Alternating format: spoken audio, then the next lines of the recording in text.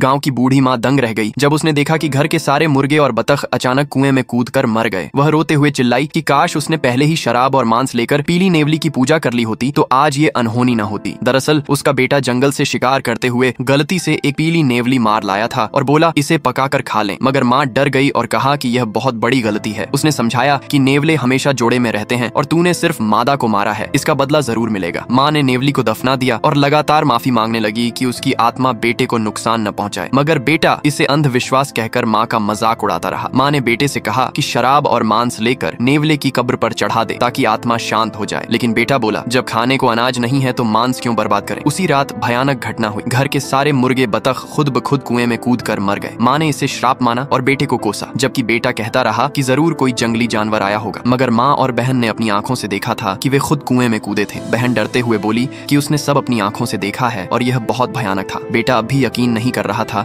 कि तभी अगली रात अचानक तेज बारिश हुई और लकड़ियां भीग गईं। लेकिन अगले ही दिन उन्हीं भीगी लकड़ियों में अचानक आग लग गई और पूरा लकड़ी घर जलने लगा। माँ परेशान होकर बोली कि पहले मुर्गे बतख कुएं में कूदे, अब लकड़ी घर जल गया, ये सिलसिला कहाँ रुकेगा। बहन सहमी हुई थी कि अगर समय पर आग न देखते तो सब जलकर खत्म हो जाते। माँ ने फिर बेटे को समझाया कि जाकर नेवले की कब्र पर माफी मांग ले, लेकिन बेटा हठी बना रहा और बोला कि यह सब अंधविश्वास है। उसने घर के आगे पीछे जाल लगाए मगर कोई जानवर उनमें नहीं फंसा। बेटे को भी अजीब लगने लगा कि इतनी नमी में लकड़ी घर कैसे जल गया और पक्षी आखिर क्यों कुएं में कूदे। मगर सबसे डरावनी घटना अगली सुबह हुई जब माँ कांपते हुए गिर पड़ी और बोली कि उसकी बेटी सुबह से गायब है और रसोई में खून फैला हुआ है। बेटा भागा तो सचमुच वहाँ खून के धब्बे दिखे। माँ चीखने लगी कि यह सब पीली नेवली का बदला है। बेटा हिम्मत करके जंगल में बहन को ढूंढने निकला और अजीब आवाजें सुनकर घबरा गया। वह बहन को पुकारता रहा और आखिरकार उसे बेहोश पड़ा पाया। बहन होश में आई तो बोली कि उसे कुछ याद नहीं, बस इतना याद है कि उसने रात को सपना देखा था जिसमें कोई उसका पीछा कर रहा था और वह लगातार भाग रही थी। उसके बाद सब धुंधला हो गया। बेटा हैरान था लेकिन बहन को घर ले गया। घर लौटकर बहन कमजोर थी, सिर चकरा रहा था और माँ ने तुरंत दवा पिलाकर आराम करने भेज दिया। अब सबको लगने लगा कि ये घटनाएं सामान्य नहीं बल्कि किसी अदृश्य ताकत का असर है। माँ की आंखों में डर और गहरा हो गया। बहन खामोश और सहमी हुई थी और बेटा अब भी खुद को समझाने की कोशिश कर रहा था कि यह सब संयोग है, मगर उसके दिल के भीतर कहीं यह भी लग रहा था कि नेवली की आत्मा सचमुच इस घर पर कब्जा कर चुकी है।